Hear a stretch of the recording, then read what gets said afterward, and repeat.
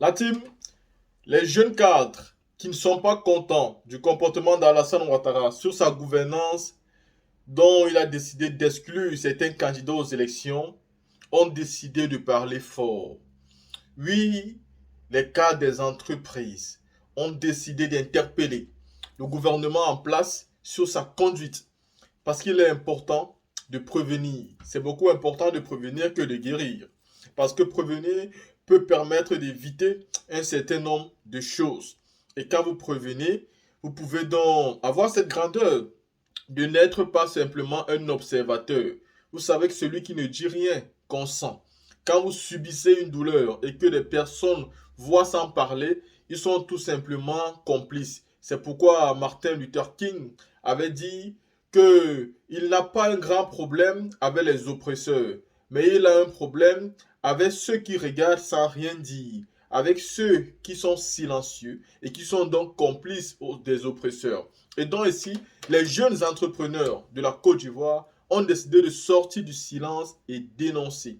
La team, écoutez-les et je vous donne mon mot de fin. Madame qui va introduire le propos et puis une fois qu'elle aura fini, bon, moi je vais donner le contenu de la. Donc top, on est parti. Bonjour, je suis Maria Meïté, secrétaire exécutive adjointe du parti politique PSDI, Parti des sociaux-démocrates ivoiriens. Je suis aussi membre du groupe d'action et de réflexion Quadra plus et moins. Alors qu'est-ce que Quadra, Vision Quadra plus moins? En fait, c'est un groupe de réflexion, comme je viens de vous le dire, qui regroupe des personnes autour de la quarantaine, moins de 40 ans, plus de 40 ans. Et notre vision, c'est d'apporter des réflexions et des actions sur les faits de société de la Côte d'Ivoire. Et actuellement, aujourd'hui, nous nous sommes réunis devant vous pour parler d'un fait de société qui nous touche tous, qui est le contentieux actuel au niveau de la CEI. Donc, tout Ivoirien est concerné par cette problématique. C'est pour cela que nous, Vision Quadra plus moins, avons jugé utile de faire aujourd'hui cette déclaration afin d'alerter tout un chacun sur cette problématique. Merci donc de votre attention. D'accord, merci Mariam. Donc c'est Mariam Meïté que vous avez entendu à l'instant.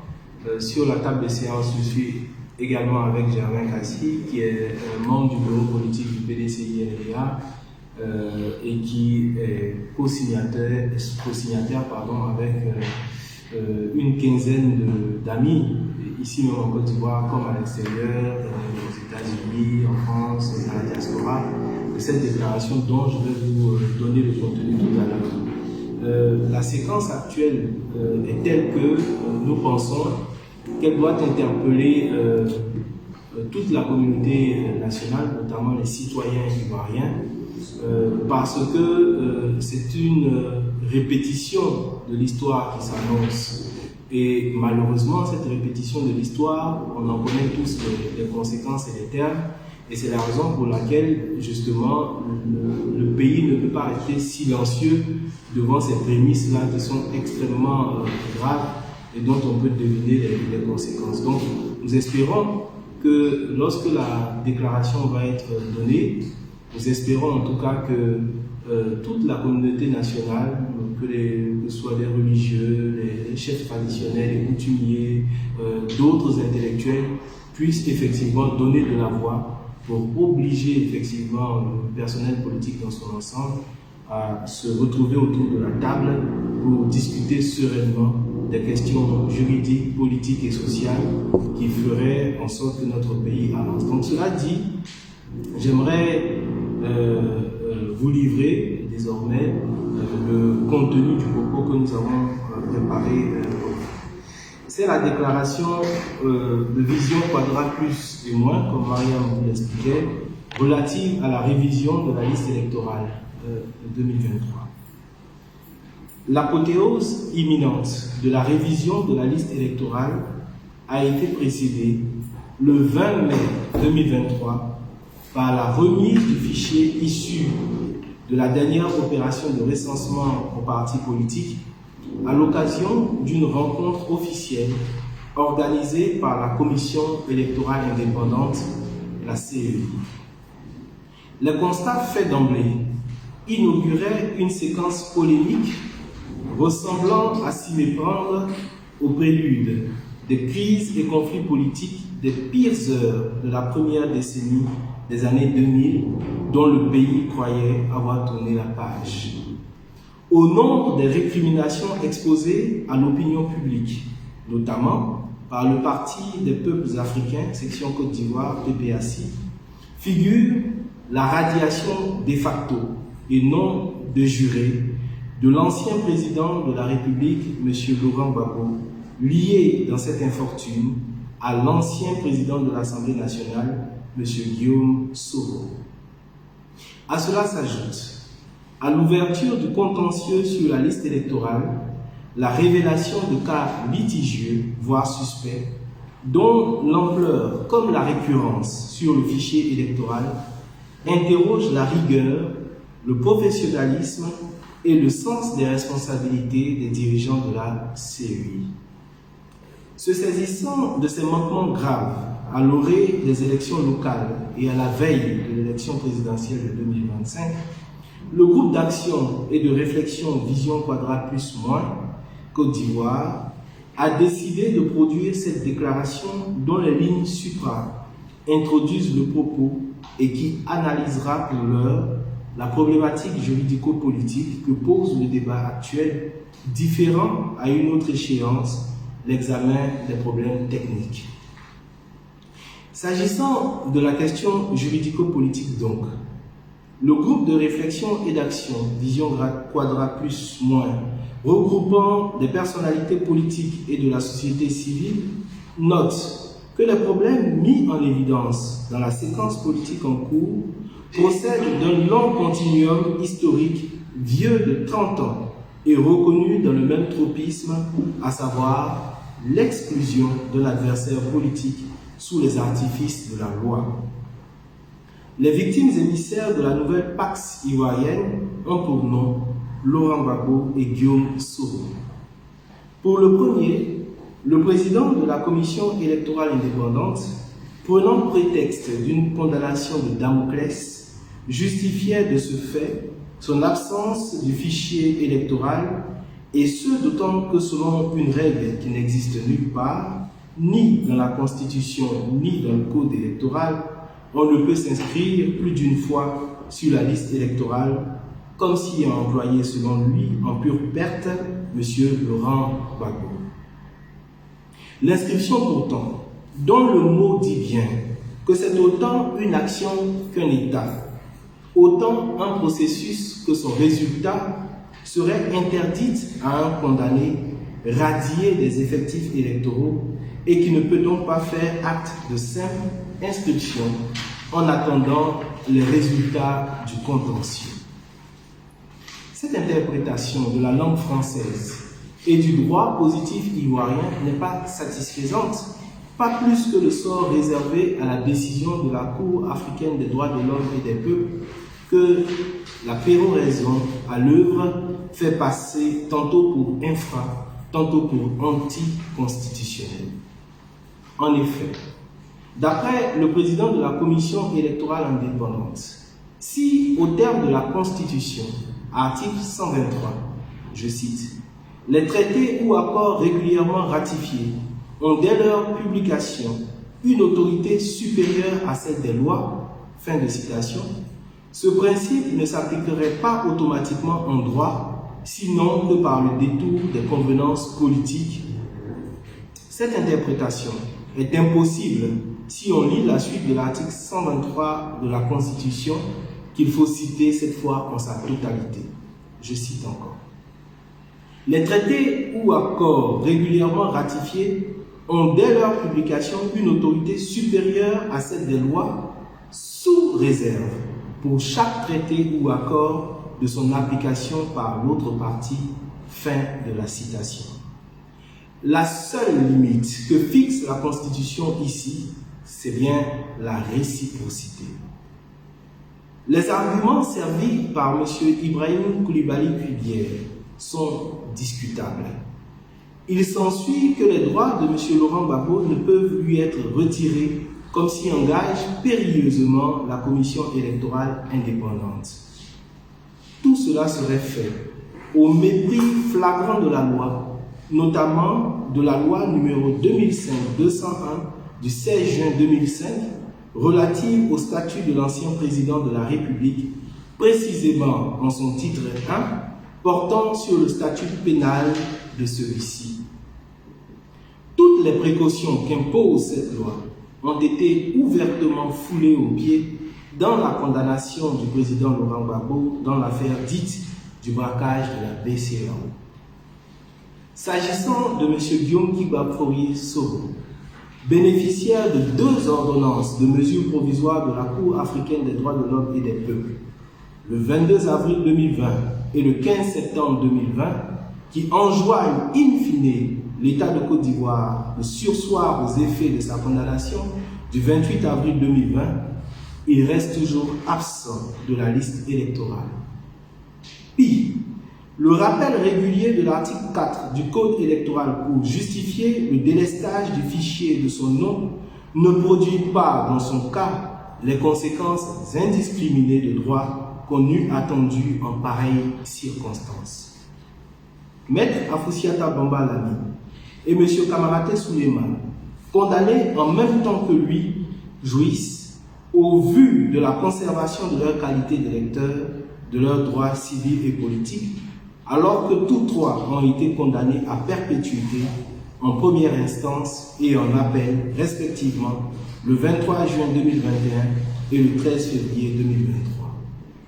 Il faut signaler que Maître Afoussiata Bamba Lami, M. Souleymane Kamaraté et Guillaume Soro se sont pourvus en cassation. Par conséquent, si les effets de la condamnation sont suspendus pour les 2 premiers, il ne peut pas en être autrement pour le dernier. L'examen de ces graves distorsions, qui sont des manquements hallucinants aux droits de l'homme perpétrés par une intelligence administrative et judiciaire au service du politique, doivent inquiéter la communauté des citoyens, à la merci désormais d'un état d'arbitraire flagrant. Le constat du flétrissement et de l'extinction progressive de l'état de droit saute aux yeux. Mais quel état de droit pour que son obsolescence programmée nous inquiète? Le professeur Francis Baudier, éminent constitutionnaliste et ancien président du Conseil constitutionnel, nous en instruit en ces termes, je cite. Un état de droit est un état qui suppose à son fondement le droit, reposant en cela sur le droit. L'état de droit est donc un sujet de droit, assujetti au droit. Ainsi, l'État doit respecter les engagements nationaux et internationaux auxquels il a souscrit par une voie ou par une autre, en toute régularité. Fin de la citation. Ce que nous enseigne Francis Baudier, c'est que l'état de droit est fondé, c'est-à-dire créé par le droit, dont il est le sujet. Autrement dit, dans l'état de droit, l'État est soumis au droit. Le respect sacré du droit s'observe dans la soumission au droit, aux engagements nationaux pris dans la Constitution et aux engagements internationaux conclus à travers les traités. Dans le cas de la Cour africaine des droits de l'homme et des peuples, par trois fois, la Côte d'Ivoire s'est engagée dans la voie de cette coopération judiciaire régionale au bénéfice des droits de l'homme et du citoyen.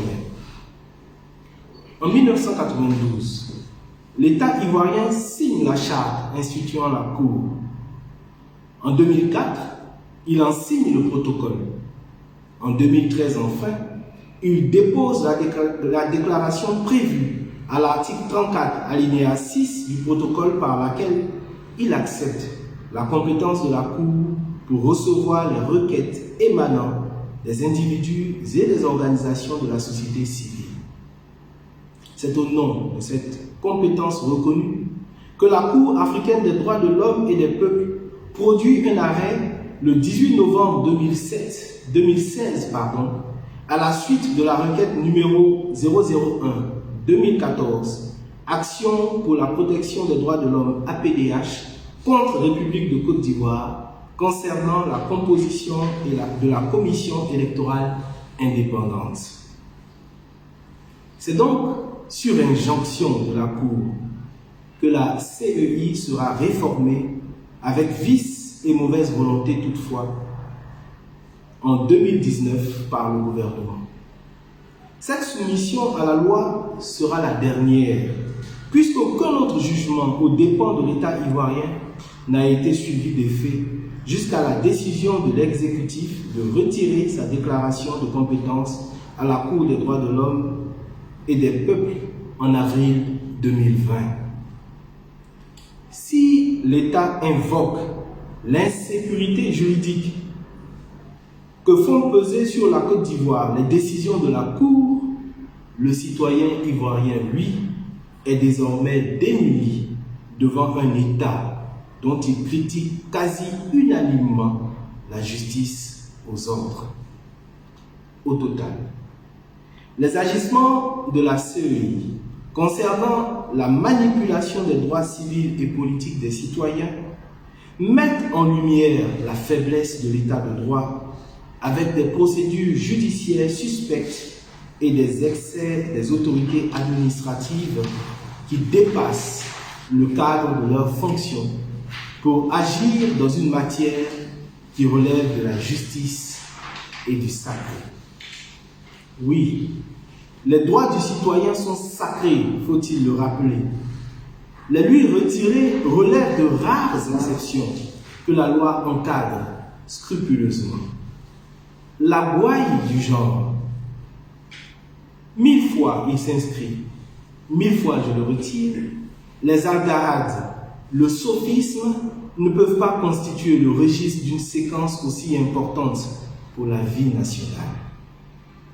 Le groupe de réflexion et d'action Vision Quadrat plus moins Côte d'Ivoire invite au règlement des questions de droit que pose la révision de la liste électorale dans le cadre du contentieux ouvert. Il invite à la poursuite sereine du dialogue politique qui doit être étendu à la nation entière pour régler avec rigueur, patience et bonne volonté les problèmes du pays. La Côte d'Ivoire est supérieure à l'État, qui n'en est qu'une émanation administrative. Elle est supérieure aux partis politiques, qui n'en sont que des prétendants à la gouvernance. C'est la chose du citoyen. C'est donc au nom du citoyen, au nom sacré du citoyen, du plus illustre au plus modeste, que nous plaidons pour l'état de droit. Fait à Abidjan, le vendredi 16 juin 2023, ont signé Paul Hervé Aboudi, docteur S. Lettres, secrétaire général d'Objectif République, Mathieu Kachia, fiscaliste, expert financier, conseiller municipal à la mairie de Cocody, Mariam Meïté, entrepreneur, secrétaire exécutive adjointe du PSDI, Stéphane Bessi, MBA, analyste financier senior, membre du bureau politique du PDCI-RDA, Richard Yao, entrepreneur, Richard Kwame, consultant IT Finance, opérateur économique, Serge Bolou, IT manager, Philippe Arnaud Inda, manager commercial cadre du PDCI-RDA, Germain Kassi, entrepreneur, membre du Grand Conseil du PDCI-RDA, Lamine Koulibaly, journaliste, Bi Youzan Goulizan, entrepreneur, membre du Grand Conseil du PDCI-RDA, Eugène Lallier Yao, entrepreneur, militant du PDCI-RDA, Vorena Kassi Karim Gessan, entrepreneur, communicatrice, membre du bureau politique du PDCI-RDA, Kevin Nian, président du CNJACI, Arnaud Goyi, juriste. Je vous remercie.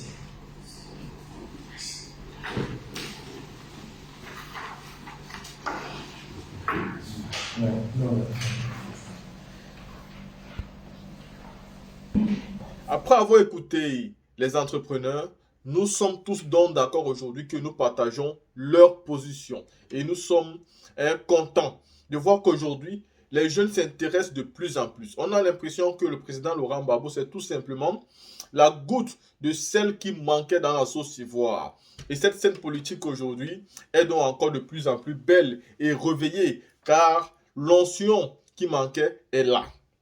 Le président Laurent Gbagbo, par sa présence et par ce qu'il est en train de subir de manière injuste, interpelle toutes les âmes sensibles, qu'elles soient de l'opposition ou même religion.